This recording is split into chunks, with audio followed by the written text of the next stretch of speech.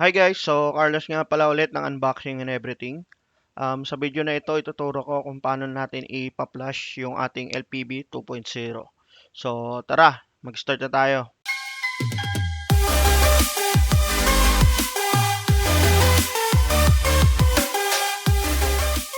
Okay guys, so ayun, nandito na ako sa website ng ating LPB Piso Wi-Fi 2.0. Ayan, makikita nyo. Okay, so ang una muna natin gagawin guys is download natin yung OS niya. Okay, so i-click natin.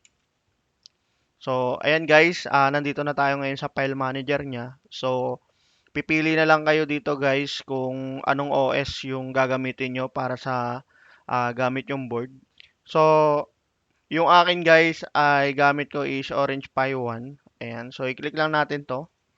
So, ayan guys, may dalawang image na lumabas. Okay, so Orange Pi 1 and Orange Pi PC.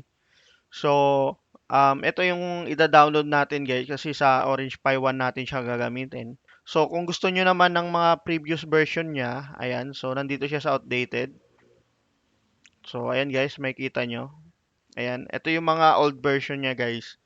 Okay, so ngayon guys, ida-download natin tong image na to.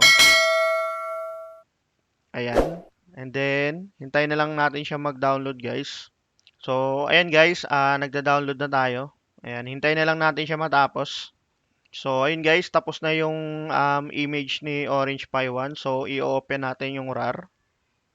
So, ayan siya. Ngayon guys, i-extract natin siya. So, extract. Tapos, dito na lang natin ilagay sa desktop guys. And okay. Ayan. So, ayun, nasa desktop na siya kagad guys. Ang next naman natin gagawin guys is magda-download tayo ng Balena Etcher. Ayan. So, punta lang kayo dito sa etcher.balena.io. Ayan. So, makikita nyo naman kagad, nasa Balena website na tayo. Ngayon, i-click natin tong download etcher. Ayan. So, pag-click natin ng download etcher, nandito tayo sa mga OS na supported ni Balena. Ayan. So, Windows, Mac OS, and Linux. Ayan. So, ito ang pipiliin natin guys.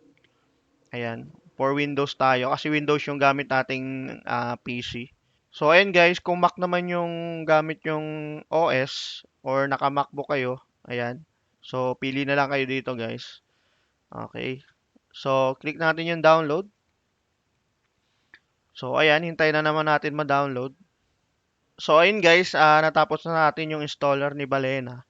Ayan, i-open nyo na lang to guys. Sa akin, di ko na siya i-open kasi na-install ko na siya sa PC ko. Pero yung process ng pag-install na itong Balena Etcher, madali lang, puro next lang naman to. Okay. So punta na tayo ngayon sa desktop natin. Ayan. So dito guys, wala kayong makikita kasi naka-set up yung pang-record ko na hindi ipakita yung mga icon. So pupunta tayo sa Windows and then i-search na lang natin yung Balena. Ayan. So ngayon guys, ito yung Balena Etcher na dinownload natin kaganina. Okay. Ngayon, i-select natin yung image ng Orange Pi 1 na in-extract natin dito sa desktop kanina. So, desktop, ayan, ito siya. Then, open natin. Ayan. And then, yung SD card na gagamitin natin, guys, make sure na nakasaksak na. Ayan siya. Yung sa akin, sinaksak ko na siya. Ayan. So, i-double check nyo, guys. Okay, baka mamaya mali yung gamit yung drives. Okay, so yung akin 16 gig lang na SanDisk. Kaya ayan, 16 gig. Select natin. And then i-click lang natin tong flash guys. Ayan. Okay, tapos hintayin lang natin siya mag-finish. Okay. So ayun guys, nag-flash completed na siya. So may makikita kayong ganito guys na magpa-pop up. Ayan. Cancel nyo lang guys. Ayan. Okay. Ayan, after nyo siya ma-flash guys, automatic nag-e-eject na yung SD card natin. So, wala na kayong i-eject dito guys.